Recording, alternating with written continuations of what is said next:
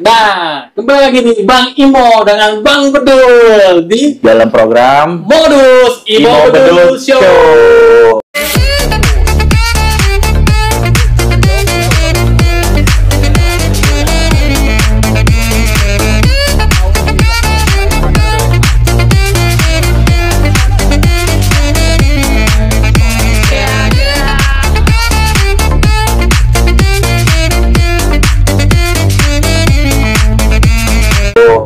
Kali ini kita Gue sebelumnya gue mau ngatain Bang satu dulu. Astagfirullahaladzim. Lu pada gak tunggu gue? Gue cuti sendiri. Box gue sendiri. Lu gak ada. Gue sama kameramen gue tinggal di gue. Lu mana? Emang gak berasa berapa tahun gue nggak, makanya gue sampai bingung tadi. Gue buka gimana lagi, Bim? Dalam lama nggak buka. Ya kan kita nyari pendaringan tempat lain dulu. Oh, lu biasa job. Iya, lu sih bayarannya kurang pun. Iya. Tapi gue programnya makin banyak ya. Ada cewek tuh. Nah. Gue punya program baru namanya Baperan. Oh, keren. Bahasa perempuan. Bintang tamu kita spesial. Luar biasa. Rocker. Rocker ya? Nah, soalnya gue lihat di TV pengacara bro. Gitu panggil itu. Abang Diolipa Yumara. Gimana tadi lagi baik? Yumara, baik kan? Ya. Yumara. Ini ya nih. Thank you. Oh, siap. Makin ini tuh rambutnya. Makin tebal ya. Ini katanya royal tuh. Tuh ya. Ini nggak percaya sih. Pengembangan acara nih. Apa gua kata? Bang Deo, kita mengucapin banyak terima kasih udah sempetin hadir ke sini. Ya, baik, di programnya Bang Imo, ya kan. Aku enaknya lebih manggil gimana nih, Bang? Kadang ada yang manggil Deolopa, Deolipa, ada Dolipa, ada Yumara, udah macam-macam. Oh, boleh dipanggil Bang Deolipa. Bang Deo aja lah. Bang Deo. Gimana? Gue mau ini agak meragukan tuh. Katanya loyal, tapi penampilannya begini. Emang begini, dari zaman dulu udah begini. Nggak bisa diapa-apain juga. Kan kalau kita kan kayak pengacara tuh ya, kayak Bang Hotman ya kan. Iya, gini-gini. Kalau pakai jas, kedasi, ini begini ya kan. Kita sejang kayak rocker banget ya. Akbar ya. Jaket kulit. Iya. Sepatu, Iya. rambut itu. Udah gak kayak pengacara. Mas, Bang rocker ya. Rocker. Gini gua biasa gini. Apa tuh? Gua gini biasa. Gini gua nih. Ini apa nih gini gua nih? Lu tahu? Oh iya. Tahu ah. Nih, gua mau ngajak nyanyi. Oh iya kebetulan studio kita Bikin konser, masa nggak bikin konser? pernah bikin konser, Bang. Oh, pernah kita ada 4 kali konser ya. Dari zaman dulu udah ada berapa kali konser. Oh, berarti Abang bikin konser tunggal apa duet sama band gimana, Bang? Enggak, memang band. Oh, punya band? Aku punya band. Dari 2015 tuh udah punya band. Ada lagunya, Bang? Ciptaan sendiri? Lagu sendiri. Keren, jadi nggak punya orang ya, Bang ya? Nggak berani lagu orang, nanti kan digugat. Iya. Kita tuh masa laku kan? Kalau yang Perlu juga ya, kan ada beberapa penggemar yang fanatik ya. Tapi Alirannya apa, Bang? Rocker? Pop? Apa dangdut? Rockdut. Gimana, Bang? apa tuh alirannya country rock? Apa tuh? Country rock. Oh, country rock. Tapi ada rock juga. Biasanya kalau kita dengar country kan Tandu ya. Ini ada country rocknya. Jadi dia punya anggota personel kita juga ada anggota dari God Bless tuh kan basisnya kan. Terus ada keyboardnya The Massive tuh. Oh, serius berarti nih? Iya, Emang band serius, bukannya band main-main? Bukan, jadi beberapa personel memang dari kelompok musisi dan mereka punya grup band sendiri sebenarnya. Tapi karena kita orang lama di musik, jadi mereka kemudian gabung lah, kolaborasi ya. Tapi bikin grup band. Dulunya aneh ini kepala sekolah musik. Pengacara juga, kepala sekolah musik juga. Tapi duluan pengacara apa main band dulu? Begini, tahun 98 itu kan reformasi. Lulus sarjana hukum, sembari jadi pengacara kita merambah ke dunia musik kan. Jadi itu pernah jadi kepala sekolah musik di Cik Musik di Ramangun kan. Terus bikin ini Indonesia Music Institute. Itu di Ramangun juga gitu. Jadi itu sama Gilang Ramadan, sama Om Benil Kemahiwan, sama Ridho Selain juga, sama Baim ada band, sama banyak lah. Karena saya di direkturnya, mereka adalah tim pengajar musisinya, pengajar. Enggak ini Bang, enggak bertolak belakang ya dengan hukum atau seni. Enggak, semua semua kegiatan ya kalau kita selaraskan pasti selaras. Soalnya kan hukum kan kayaknya orang ngeri bang. Kalau bicara hukum kita serius nih, fokus dan serius. Ujung-ujungnya kan kita menjarain orang, medayain orang, perdataan orang. Iya, Tapi kalau seni kan slow ya kan, hukum santai. juga kadang-kadang nggak serius. Begitu. Nah itu ada. Jadi hukum juga nggak perlu serius sama. Dengan jalan yang santai juga hukum akan ketemu jalannya. Kan hukum ini kan berjalan ya, berproses kan. Ada yang proses serius sehingga akhirnya kaku banget, ada yang proses santai tapi nyampe juga gitu. Tapi nyaman ya bang? Nyaman. Makanya bicara hukum tapi kita dalam seni. Betul. Kan ada orang yang memang kemudian sangat teoritis sehingga hukumnya juga ikut teoritis banget sehingga jalannya kaku kan. Tapi ada juga orang seni yang hukum juga jalannya juga ikutnya nih itu hukumnya begitu. Jadi hukum akan mengikuti siapa pelaku-pelakunya. Yang kita bawa. Kalau pelakunya mafia hukum ikut juga tuh hukum kejebak sama mereka. Iya. Siangnya ngeband. Iya. Malangnya dihukum. Tapi keren Bim. Jadi ketika kan ada hubungan kita bikin konser dan apa kan dia tahu nih jalur-jalur hukum nih. Bu izinnya masih apa nih? Terus gimana izin yang benar? Takutnya kan banyak tuh kasus yang kemarin Duta Sulawesi pun yang lagi konser atau dibeliin polisi. Kalau ya kan ada tuh. Ngeri banget tuh. Artinya kan apa izinnya yang bermasalah? Ya kalau saya sih mau konser teman-teman polisi udah ngasih kode semua kan. Kadang-kadang izin udah nggak perlu, yang penting jangan bunyi kan. Ada aman. Maksudnya ininya ini tapi nyanyinya jalan terus, musik jalan terus tapi mereka membackup lah secara diam-diam. Karena hubungan pertemanan kan. Relasi itu paling relasi. baik. Sampai sekarang masih jadi pengacaranya Kangen Band kita nih. Oh gitu. Kangen Bandnya atau si Andikanya? Semua. Jadi kalau bicara musisi pengacaranya mereka masih. Cuman kan namanya kehidupan kan macam-macam jalan terus kan begitu. Banyak ya bang artis-artis yang masih abang pegang ya?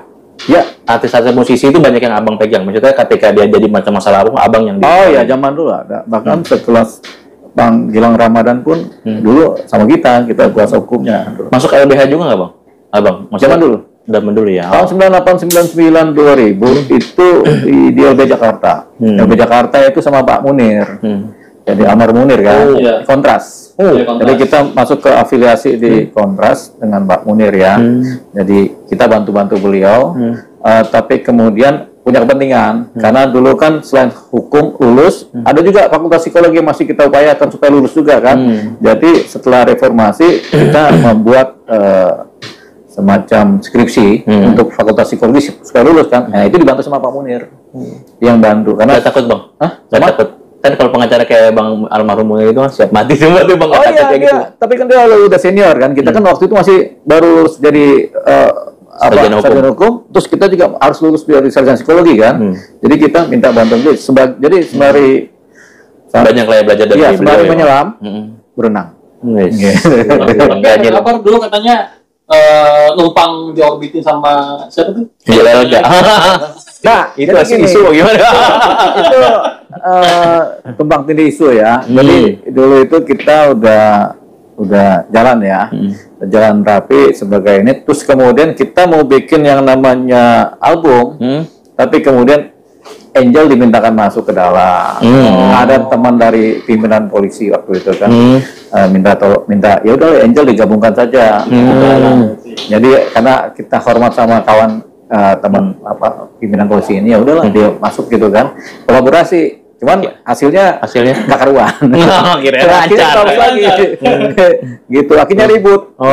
Ribut ya, karena ya itu cerita lama. Mungkin kalau dia jejak digitalnya ada ceritanya. Tapi memang kita nggak serta merta kita nyari Angel, enggak. Kita nggak tahu. Justru kita dipertemukan oleh si Angel ini oleh teman polisi yang minta. Ya udah di namanya kolaborasi. Ya udah. Diminta bantuan oleh satu pimpinan polisi untuk bantu perkara si Angel juga kan. Awalnya situ dia minta bantu supaya ditangani perkaranya, kita bantu. Terus kemudian diminta udah coba kolaborasi aja. Kita udah siapin album kan, beberapa album udah sebenarnya udah jalan kan, tapi dimasuk. Sebenarnya akhirnya ribut sama tim band. Band aneh itu ribut karena manajemennya mau diambil alih sama si keuangannya juga. Padahal kita udah siapin distribusi keuangan udah rapi di manajemen band ini kan. Pas diambil alih ribut. Di situ ada Oji Saputra juga di manajemen kan. Jadi udah jalan. Inilah yang bikin kacau nih. Akhirnya kita ganti ininya. Jadi kita ganti kan. Tapi sampai sekarang udah hubungan masih aman apa gimana? Angelnya hilang kan sampai sekarang kita nyari yang mana namanya sih. Karena LP di ponsel masih ada itu kan. Penipuan, penggelapan itu kan masih ada tuh. Angelnya hilang sampai sekarang. Dan kita nggak usah nyari-nyari lah kan gitu. Kalau cerita tentang itu ya, gitu. Itu cerita tentang dunia entertain, gitu. Kalau dunia hukum, ya tetap aja seni sama hukum ngalir. Gitu. Jalan sampai sekarang ya bang, masih banyak yang pakai abang ya sebagai pengacara ya. Oh banyak sekarang kalau sama ya. Circle-nya sama artis, polisi juga. Juga ada dibilang abang itu intel. Kalau itu kita nggak bisa omong-omong ya, kan ada yang namanya informan, ada yang nama cepu. Zaman dulu itu kan tahun-tahun reformasi kan begitu kan, ada kolaborasi, apalagi zaman itu kan belum ada BIN. Tahun 98 itu kan. Jadinya Petrus bang. Baru dibentuk baru. Intel itu masing-masing kesatuan kan. Kemudian pas penggabungan ya itulah ceritanya lain.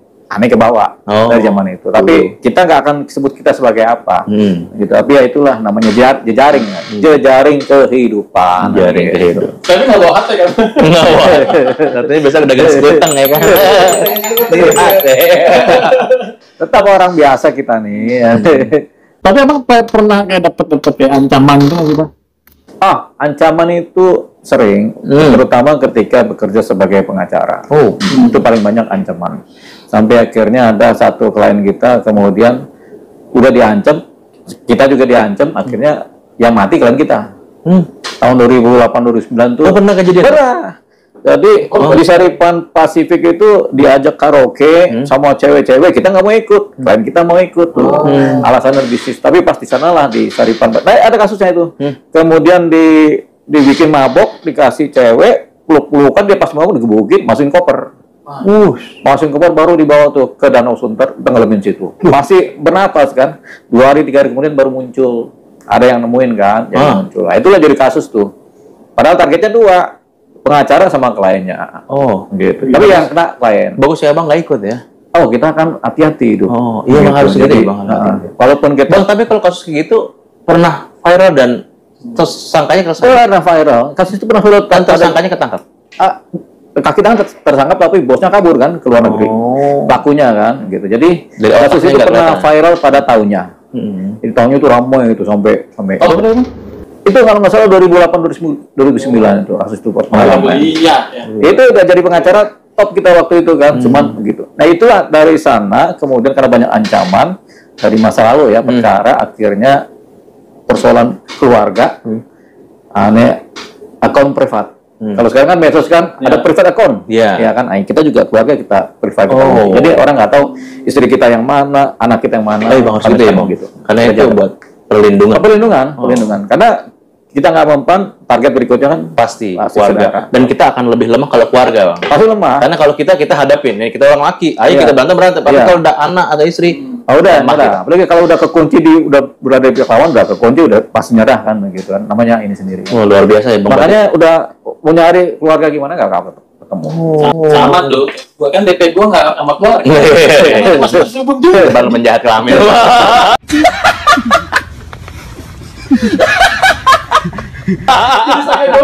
Jangan sampai nemu doi jauh. Goblok. Apa nggak curiga nih sama kita? Kita tempat ruangan suara. Nggak takut dimasukin koper bang. Nah kalau tempat ini kita nggak pernah curiga, ya kan kita juga orang entertain lama, gitu kan. Dulu kan kita megang beberapa klub kalau dulu bukan, itu namanya diskotik. Hampir 20 diskotik itu saya koordinator untuk pengamanannya. Tahun 2000-an sampai 2003, 4, 2005 sampai masa-masa itu kan, sampai kemudian ya udahlah kita udah nggak bisa kerja malam lagi kan, umur bertambah kerja malam kan kalau jagain diskotik itu malam nggak boleh tidur. Sampai pagi bang. Sampai pagi, sampai jam 4. Ditunggu di telepon, tunggu ada masalah, kita koordinasi sama teman-teman kepolisian. Itu namanya koordinasi. Itu bang Fit bawa bendera ormas nggak? Enggak. Kita sebagai pengacara diskotik. Pengacara 20 diskotik kita pegang. Ada ya bang? Ada koordinator pengacara. Kemudian ada security ini kan ada koordinator security juga, ada supervisor. Ketika laporan selalu ke lawyernya untuk kemudian koordinasi. Hampir semua klub dan diskotik pasti ada. Iya, ada begitu. Itu kan berjalan tahun 2004-2005 itu pas ramai-ramainya, belum ada medsos lengkap ya. Jadi ramai itu mereka, saya pada terus ada keributan, telepon, bagaimana penyelesaiannya, bagaimana penanganannya, bagaimana memang gitu Bang, pasti di dalam itu kan namanya mereka dunia bebas ya Bang ya kan. Iya, dunia malam. Senggol dikit kan senggol bacok gitu. Benar. Makanya itu ada tim sendiri yang nggak kelihatan. Nah, kita bekerja di situ.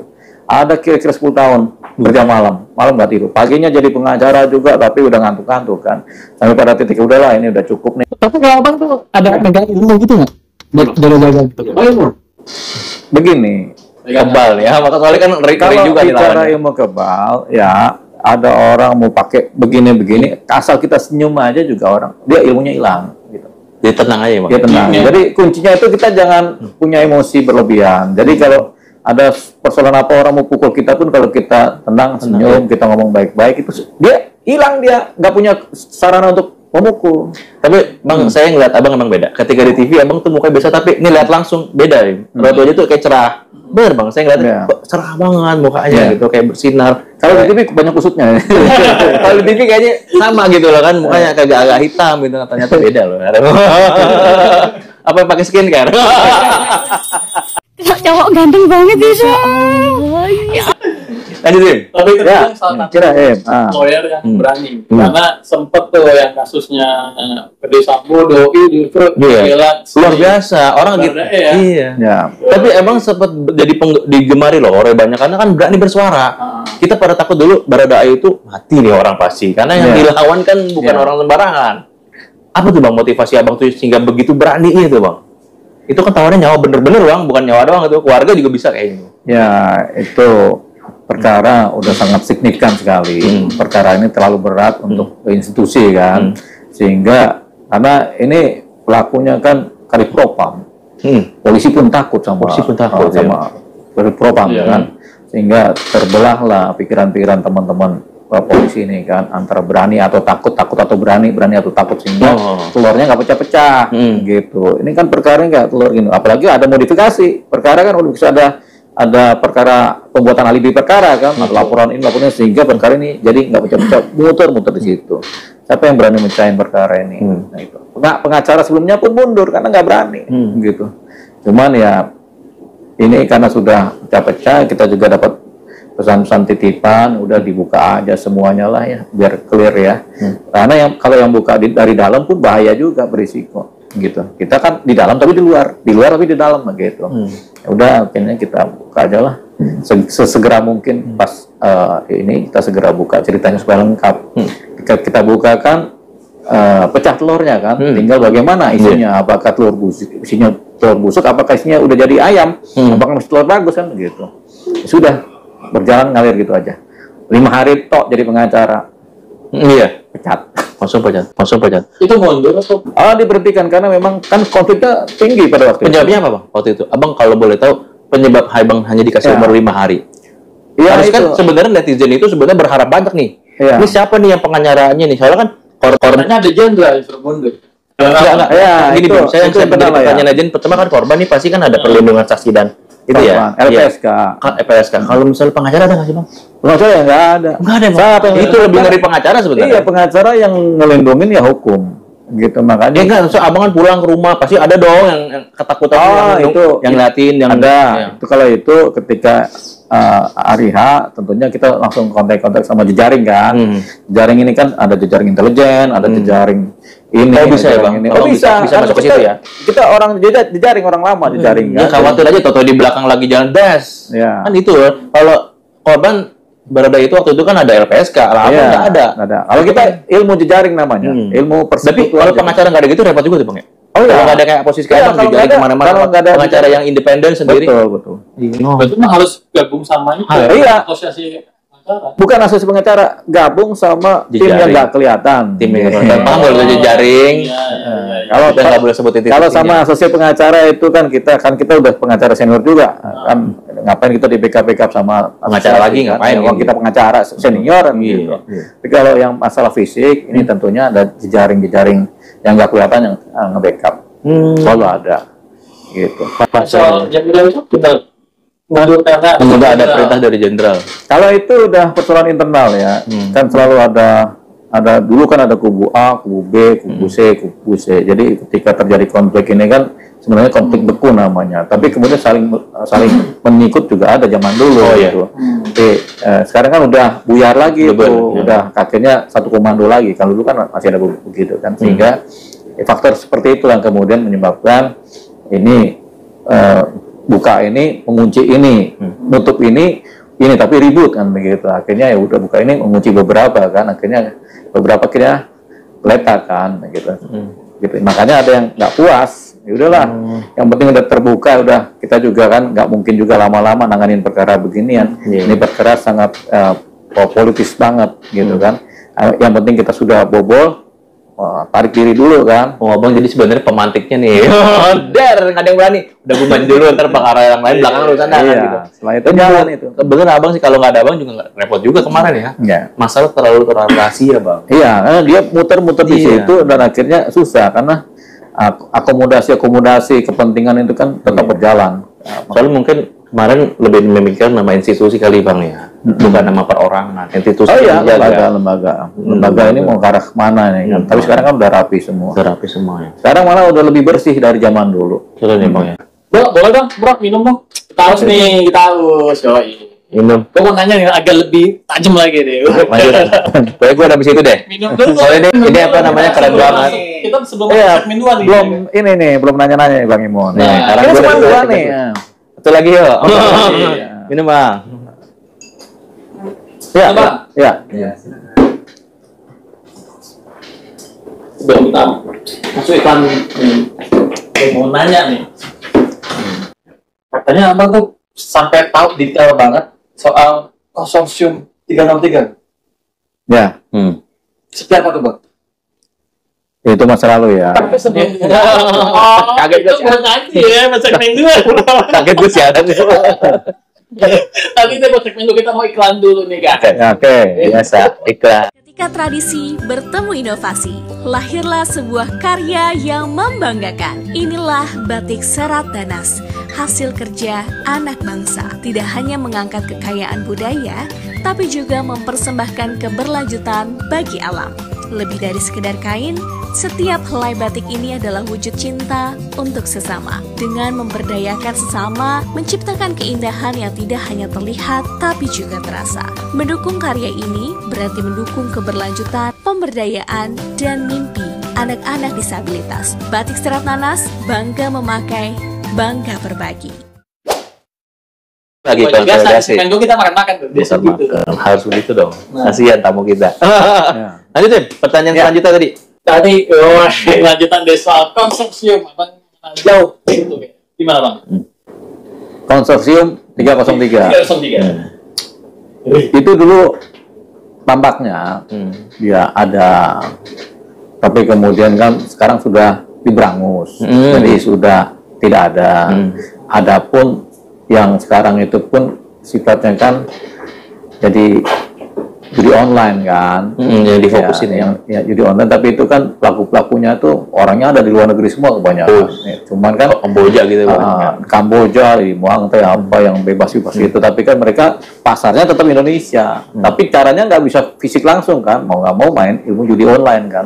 Ya judul namanya kan, itu main slot-slotan itu sekarang ada, tapi sekarang kan polisi kita juga udah bersih, udah nggak ada yang ini kan, nggak kelihatan lah gitu kan. Jadi kita beranggapan bahwa sekarang udah bersih, tinggal pelakunya ini, pelaku pidana perjudian ini yang masih ada sampai sekarang ini. Itu yang kemudian tinggal tindakan pemberantasan ya.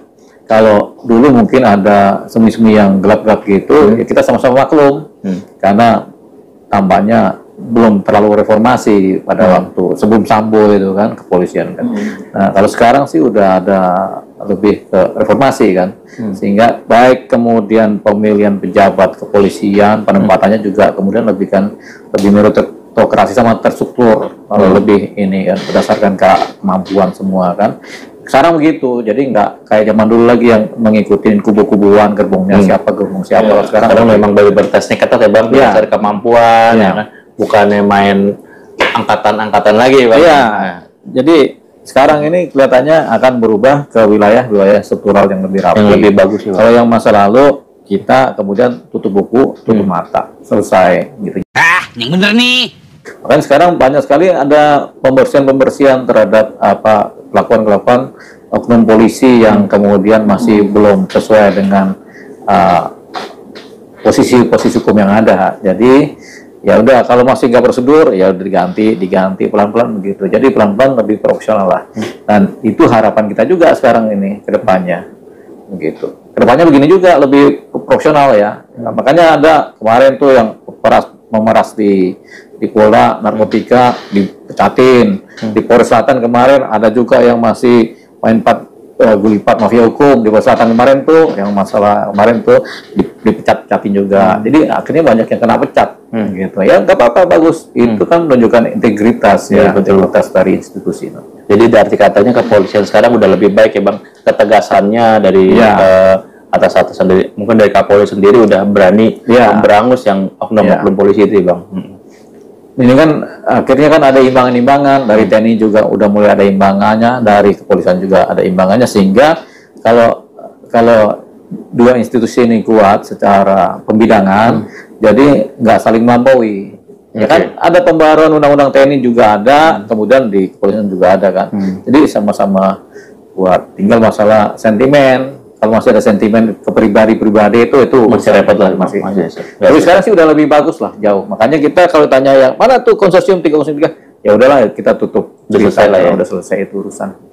Tapi belakang itu ada beberapa nama kok, kayak ada yang bintang 2, ada yang progres juga. Iya. Itu sebersih-bersihnya juga kan pasnya belum sampai pecah nih. Iya, kan ada tipek. Set. Aman deh tuh. Jawaban paling aman.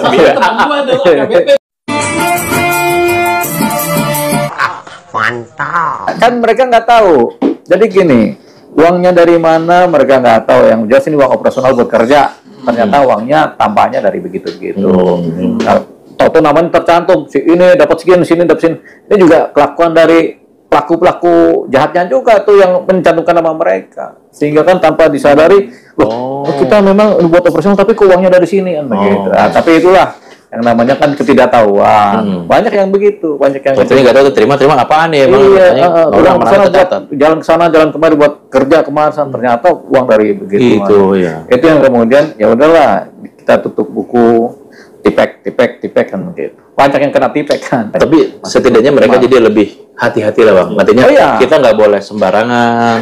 Maksudnya teman-temannya udah ada yang banyak terjaring dan gitu ya. Jadi harusnya dia lebih hati-hati sih Bang. Maksudnya lurus gitu Bang, masih hati-hati lurus, bukan hati-hati makin licik gitu Bang. Bagi lurus lah gitu. Harapannya begitu, karena kan kontrol dari media juga udah tinggi, luar biasa, kontrol dari Propam juga udah tinggi, kontrol dari ormas-ormas masyarakat juga udah tinggi, jadi makin kontrol sipil makin tinggi, akhirnya uang geraknya makin sedikit, akhirnya kerja lurus, inilah kemudian kita harus apresiasi kan, gitu.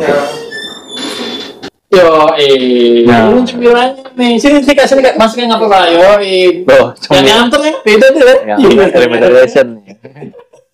Silakan Bang, coba. Oh ya, ini namanya gorengan.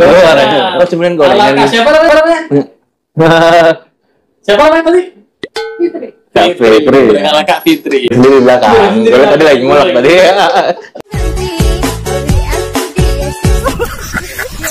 Susah juga. Mas, boleh Bang. Oke, lanjut saya. Memang salahnya juga begitu ya, karena bikinnya ini kan orang dari luar semua mungkin bisa dikerjain gitu. Ternyata itu dampaknya besar kalau dikerjain orang luar itu. Mereka ribut, di dalamnya mereka diam, pas udah sampai ke luar negeri, udah ke negara masing-masing baru mereka ribut itu kan. Kenalah semua. Beberapa pengacara juga kena itu. Ada juga ya, ada rentetan begini. Karena pencucian uangnya itu kan lewat jalur seolah-olah bayar fee, lawyer fee, bayar pengacara, ya kan? Entah kemudian ada bagi-bagi hasilnya dengan teman-teman yang sekarang dipecat itu kan? Kita nggak tahu, tapi akhirnya kan alirannya kan ke sana.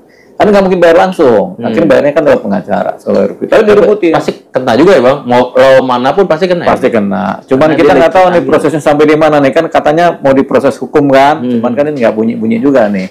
Asal dicetek dikit bunyi lagi kok kaget semua orang nih gitu. Cuman kita nggak mau bunyikan aja belum. Oke. Pegang lehernya, banting, keluar darah nyok. Memang terlalu berani juga, nekat. Nekatnya kenapa? Negara aja mau tuntut, 15 triliun. Itu bener bang. Bohong lah. Kita kan kadang-kadang juga suka main bohong-bohongan. Karena ada main benar-beneran, ada main bohong-bohongan. Jadi gitu. Kalau udah kacau ya kita main bohong-bohongan. Gitu. Daripada kalau tanya, benar nggak itu bang? Bohong itu. Gitu. Sampai tim kreatif kita bilang itu nggak logik banget. Negara aja nggak punya duit segitu. Namanya bercanda. Bercanda nggak boleh. Itu makanya kan kita ada orang seni. Seni tapi jalanin hukum kan. Makanya hukum tuh ada seni-seninya dikit. Tapi yang paling enak jadi komika aja bang. Komika tuh mau apapun nggak ada roasting orang kayak gimana, nggak ada urusan deh. Iya. Jadi daftar aja. Bisa juga, tapi kan ada jalan lubangnya. Iya. Jangan bang, jangan semuanya diambil bang. Kasih yang lain, rezeki yang lain. Kalau memang ada kasihin dong. Bagaimana? Bro, tadi mau nanya itu bro ya? Yang awam atau orang luar. Nggak ngerti tuh bang, nggak ngerti bang. Negara yang dimaksud di sini apa? Siapa? Gitu ya? Iya bang. Yang menunjuk abang sebagai waktu itu pengacaranya Baradae. Luas gitu ya bang. Jadi orang berpaham bang. Kalau sistem kayak gitu tuh ya. Pengacara gitu. Ditunjuk oleh negara gitu ya. Nah, misalkan ditunjuk oleh negara yang mana yang menunjuk? Ini Siapanya gitu bang? dalam hukum kita itu diatur di mana perbantuan pengacara yang dimintakan bantuannya oleh negara. Dalam hal ini oleh negara itu bisa oleh pihak kepolisian, bisa oleh pihak kejaksaan menunjuk pengacara luar untuk mendampingi suatu pelaku tindak pidana. Itu boleh. Kemudian negara ini dalam hal ini penyidik juga atau pihak institusi polisi atau kejaksaan kemudian memberikan namanya lawyer fee. Berapa nilainya sesuai dengan kesanggupan negara. Itu ada, obong-obong itu ada. Makanya ada posbakum kan kalau di pengadilan itu kan itu kadang-kadang dibiayai oleh negara mereka itu untuk kemudian untuk membiayai perjalanan perkara. Gitu. Jadi ada memang dilegalkan oleh negara kita, undang-undang kita, bosnya menunjuk pengacara untuk apalagi kasus pembunuhan. Kasus pembunuhan yang terjadi di Polres, di mana yang terjadi di wilayah Satuan Polres ya, di mana nggak ada pengacara karena emang pelaku pembunuhan rata-rata kan banyak kan juga nggak punya biaya untuk bayar pengacara kan. Akhirnya negara menunjuk. Kenapa menunjuk pengacara? Karena undang-undang meminta kasus-kasus seperti ini itu harus ada pengacara yang membackup. Akhirnya kan ditunjuklah pengacara afiliasi yang kemudian operasionalnya dibayar oleh negara. Itu ada. Ada bang kayak gitu bang. Kayak LBH juga berarti bang ya. LBH kan itu kan kayak LBH, tapi kalau ini kan LBH itu gratis sama sekali nggak bayar. Itu kan LBH sendiri yang membiayakan. Tapi kalau ini negara membiayai, berbeda lagi. Jadi di kepolisian yang punya wewenang itu adalah penyidik utama, yaitu misalnya Kapolres atau Kasat. Itu mereka berwenang tuh untuk menunjuk pengacara untuk kemudian mendampingi kasus-kasus ini. Supaya apa? Supaya ini nanti ketika beracara itu komplit di pengadilan. Syaratnya cukup lah bang ya. Jadi kalau misalnya harus ada penunjukan itu, jadi bisa hukum berjalan. Iya, hukum berjalan. Karena kasus pembunuhan tanpa pengacara itu sekarang nggak bisa. Jarang itu. Harus ada pengacaranya. Tapi sekarang masih boleh bang kalau ketika ada orang punya masalah hukum dengan budget yang minim lah bang. Mau minta bantuan apa bisa bang? Ada kan undang-undang mengatur demikian. Barang siapa pengacara kalau kelebihan duit ya, kalau ada orang susah minta tolong dibantu kan begitu. Ada pasalnya begitu. Kopi Joni. Kan begitu kan? Itu gitu. berlaku ke semua pengacara? Semua pengacara dong harusnya membantu setiap orang minta pertolongan. Tapi kalau dia memang nggak sanggup, ya sudah nanti pengacara lain yang lebih sanggup. Kan ada asasnya itu, membantu baik dibayar maupun tidak dibayar. Kalau namanya apa? Diolipa Law Firm? Bukan? Diolipa Yumara Law Office. Dari zaman dulu itu. Diolipa Yumara. Di mana bang? Sekarang kantornya di Cempaka Mas, di ruko-ruko Cempaka Mas itu Jakarta Pusat itu ada salah satu kantor kita. Tadinya kantor di setiap wilayah ada, di Jakarta Selatan ada, Jakarta Pusat ada, di Depok ada, kita bikin. Kemudian kita dipusatkan di satu tempat di Jakarta Pusat. Jadi aman lah ya, jadi satu tempat, itu banyak gitu. Persentase berapa persen nih antara yang diminta dari kalangan eksekutif atau dari selebriti itu berapa persen? Paling banyak yang mana? Saat ini bang? Penanganan perkara. Kita bantu hukum ya, Bang. Kalau sekarang itu banyak dari korporasi dari korporasi karena korporasi ini kan nggak mudah mereka ini. Mereka mencari pengacara ini nggak sekedar populer juga, tapi ya paling enggak punya integritas, kemudian punya kemampuan kan.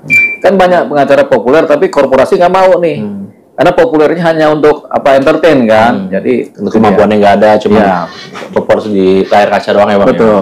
Kalau kan banyak tuh pengacara yang namanya pengacara layar kaca, tampil terus, tapi tingkat kredibilitas, integritas di wilayah-wilayah yang benar-benar kemarin naik meja bukan?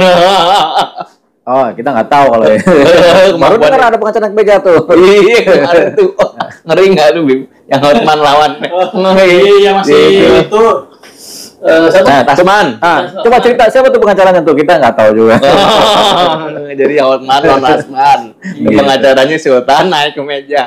Tapi nggak sengaja. Lanjut dulu, gue mau ke toilet biasa. Iya. Lanjut lah.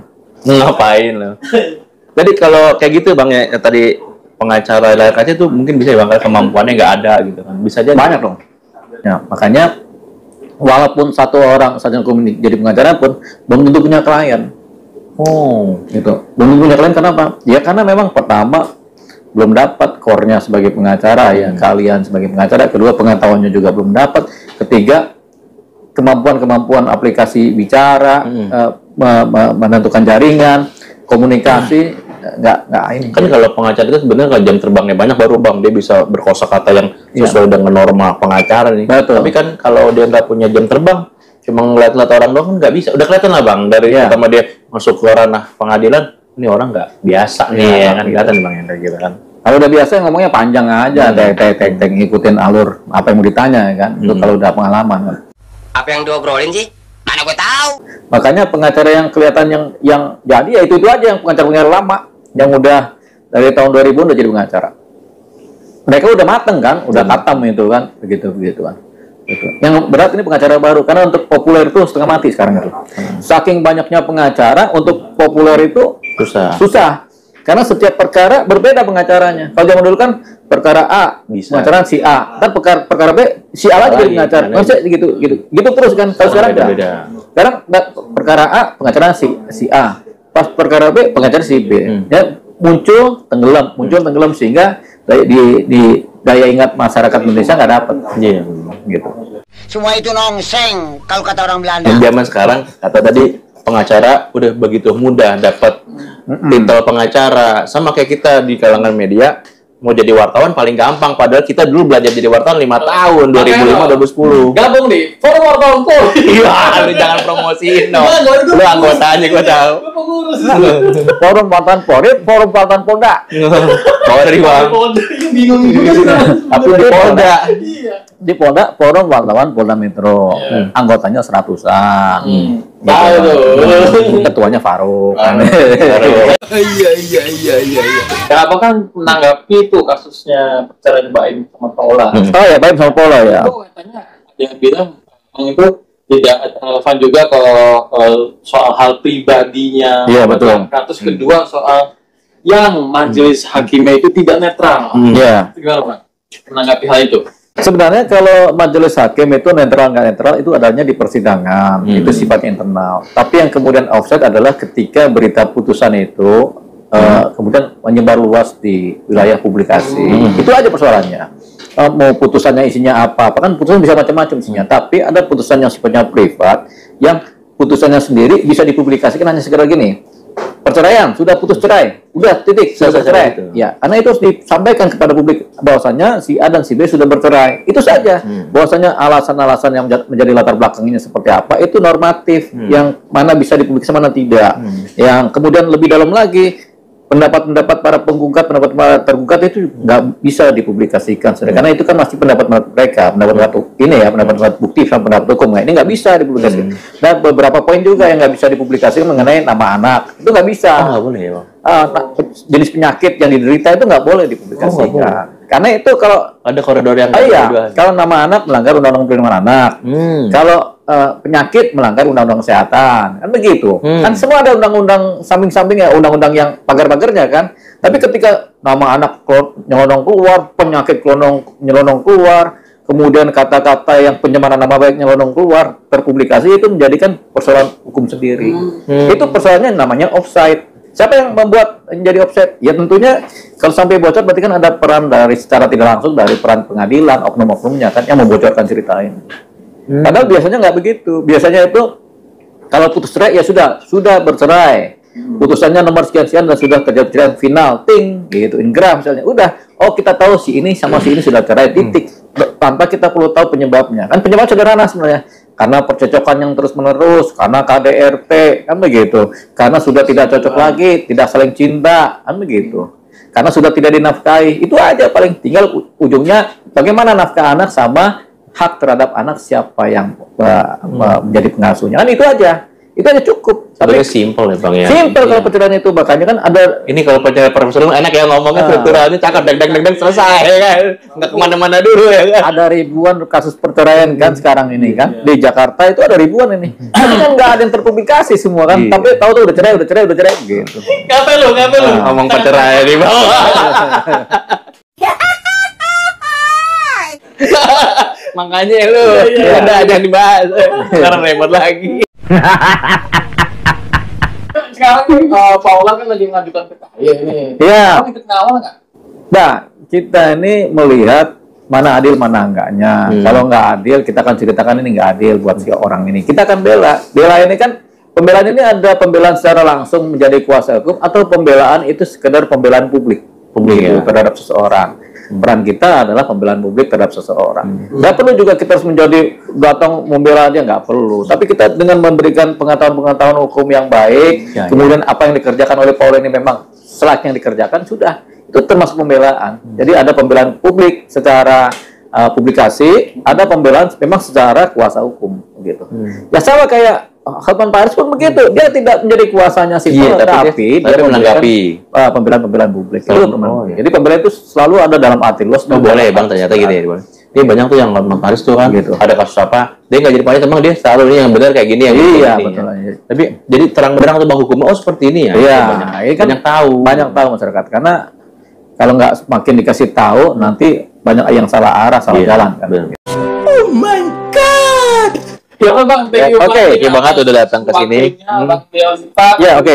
Makasih Bang Emo ya. Kita doain semoga lancar Bang. Ya, pasti lancar kalau dalam hidup ini kita baik-baik saja, lancar aja. Setuju juga. Optimis banget orang. Iya benar. Lagi juga buat kameramen juga tuh sama tim kreatif Glorio nih, kameramen kita nggak ada. Iya, tim kreatif kita ya Sung yang bikin. Oh ya Bang Rio langsung ini ya. Rio langsung. Terus juga terima kasih sama apa tuh? Mister. Yo, Mister. Yang selalu enak banget. memberikan kita fasilitas yang luar biasa, ya kan. Biasanya abis ini nyanyi. Sampai malam kita. Semua jangan lupa tuh ya pantangin terus di Modus Show. Di Imos Jual Muda dan juga program main baru. Baperan. PSBB udah nggak ada Bim. PSBB lagi laku-lakunya lah Bim. Oke gitu aja. Oke, sip. Bye. Terima kasih.